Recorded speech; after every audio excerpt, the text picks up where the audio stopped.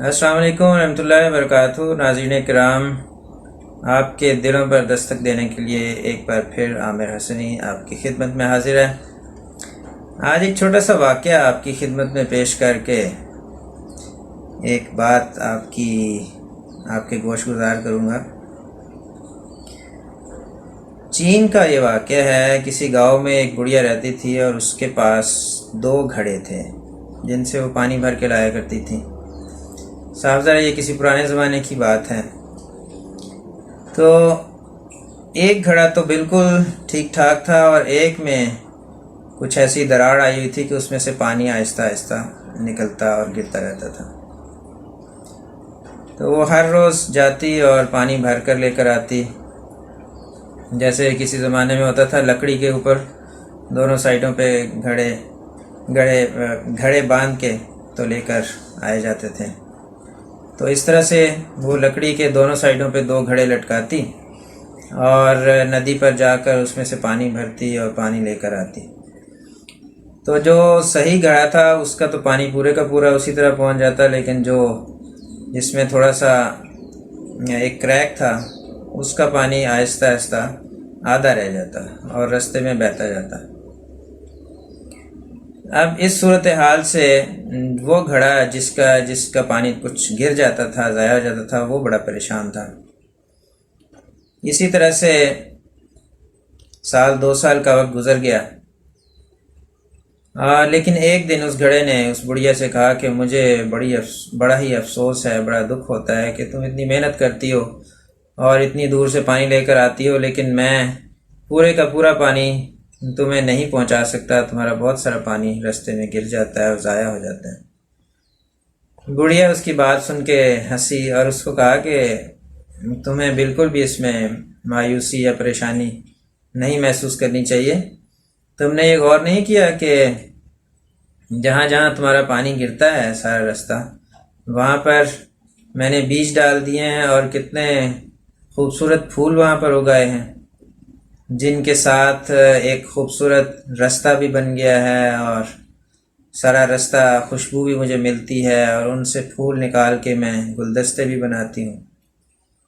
تو تمہارا وہ پانی ضائع نہیں گیا، تمہاری کمزوری کے باوجود اس سے میں نے بہت فائدہ اٹھایا ہے۔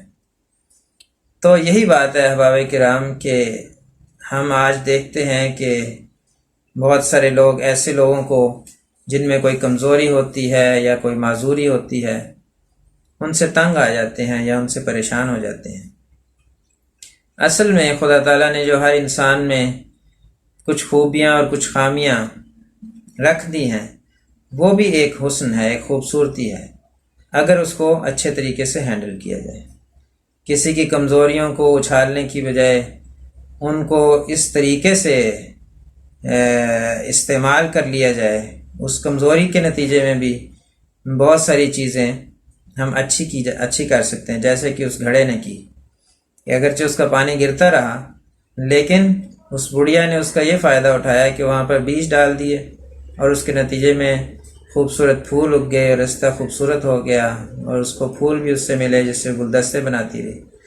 تو یہاں اس بات کا مقصد یہ ہے کہ ہمیں دوسروں کی خوبیوں کو دیکھتے ہوئے ان کی خامیوں سے صرف نظر کرنی چاہیے اور ان کے اوپر غور نہیں کرنا چاہیے، بلکہ ان کی خوبیوں پر غور کرنا چاہیے کہ اس کے نتیجے میں، اس کمزوری کے نتیجے میں اس کے اندر کوئی پاک تبدیلی بھی پیدا ہو سکتی ہے۔ کسی وقت جب وہ اس کمزوری کو محسوس کرے گا تو عین ممکن ہے کہ وہ پہلے سے بہت اچھا ہو جائے۔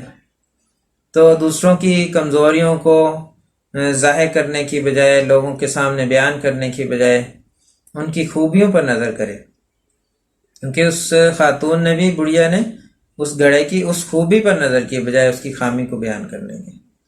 تو اسی طرح اگر انسانوں میں، رشتہ داروں میں، عزیزوں میں، دوستوں میں کچھ کمزوریاں ہوتی ہیں یا کوئی معذوری ہوتی ہے تو اس کو بھی ہمیں اچھے رنگ میں لینا چاہیے، بلکہ اس کی کمزوری دور کرنے کے لیے، اس کی اگر کوئی معذوری ہے تو اس میں اس کی مدد کرنی چاہیے تاکہ وہ بھی ایک خوبصورت زندگی کا رنگ ہمارے سامنے آ جائے۔ تو یہ خوبصورت رنگ ہم بھر سکتے ہیں اگر ہم وہاں پر پھول اگانے شروع کر دیں، وہاں پر ایسے بیج ڈالیں جس کے نتیجے میں خوشیاں پیدا ہوں اور وہ کمزوری کہیں دور نیچے دب جائے اور وہ نظر بھی نہ آئے۔ کیونکہ جب ایک چٹیل میدان پر یا ایسی زمین پر جہاں پر کچھ بھی نہیں ہے آپ خوشبو کے پھولوں کے بیج ڈال دیتے ہیں تو وہی جگہ خوبصورت ہو جاتی ہے جو بظاہر پہلے ایک چٹیل میدان نظر آ رہا ہوتا ہے یا ایک بیکار جھاڑیاں وہاں پر اگی ہوتی ہیں، وہاں پر جھاڑیوں کو اکھیڑ کر ہم پھول لگاتے ہیں تو وہ کتنا خوبصورت ہو جاتا ہے۔ تو اسی چیز کو ہمیں اپنی زندگیوں میں بھی، اپنے ماحول میں بھی، اپنے دوستوں میں بھی، اپنے عزیزوں میں بھی استعمال کرنا چاہیے۔ اسی نظریے کو اگر ہم رکھیں تو دوسروں کی کمزوریوں کے ساتھ ان کے ساتھ جئیں، ان کے ساتھ محبت کا ایک اچھا تعلق رکھیں اور ان کی خوبیوں سے فائدہ اٹھائیں، خوبیوں کو سامنے رکھ کر ان کے ساتھ اچھے تعلقات پیدا کریں۔ اصل چیز یہی ہے جس کے نتیجے میں ہم نے دیکھا کہ ہمارے پیارے آقا حضرت محمد مصطفیٰ صلی اللہ علیہ وسلم کی زندگی پر اگر ہم نظر ڈالیں تو انہوں نے اسی طرح سے انہی لوگوں میں سے جو کہ بہت ساری بیماریوں اور گناہوں میں پڑے ہوئے تھے، انہی میں سے کیسے خوشنما پھول اگا دیے، کیونکہ آپ نے ان کی آبیاری کی۔ ان عرب کے لوگوں کے اندر کتنی کمزوریاں اور خامیاں تھیں، ہر طرح کے گناہ موجود تھے، لیکن انہی میں سے دیکھیں کتنے خوبصورت اور پیارے لوگ پیدا ہوئے کہ جن کے بارے میں فرمایا کہ ان میں سے اگر کسی کی بھی تم پیروی کرو گے تو تم نجات پا جاؤ گے۔ بِأَيِّكُمْ ابْتَدَيْتُمْ اهْتَدَيْتُمْ، کہ یہ فرمایا اصحابی کالنجوم، میرے یہ صحابہ جو ہیں یہ ستاروں کی مانند ہے۔ وہ ستاروں کی مانند کیسے بن گئے؟ کیونکہ پیارے آقا حضرت محمد مصطفیٰ خاتم الانبیاء صلی اللہ علیہ وسلم نے ان کی خوبیوں کو اجاگر کیا، ان کی خوبیوں کو سامنے رکھا، تو ان کی کمزوریاں آہستہ آہستہ ختم ہو گئی۔ تو یہی طریق ہم نے سیرت النبی سے سیکھا ہے اور اسی طریق کو ہم نے اپنانا ہے۔ اللہ تعالی ہمیں توفیق دے کہ ہم دوسروں کی خوبیوں پر نظر کرنے والے ہوں اور اس سے محبت کرنے والے ہوں۔ آمین اللہم آمین۔ اللہم صلی علی محمد وعلی آل محمد کما صلیت علی ابراہیم وعلی آل ابراہیم انک حمید مجید۔ اللہم بارک علی محمد وعلی آل محمد کما بارکت علی ابراہیم وعلی آل ابراہیم انک حمید مجید۔ السلام علیکم ورحمۃ اللہ وبرکاتہ۔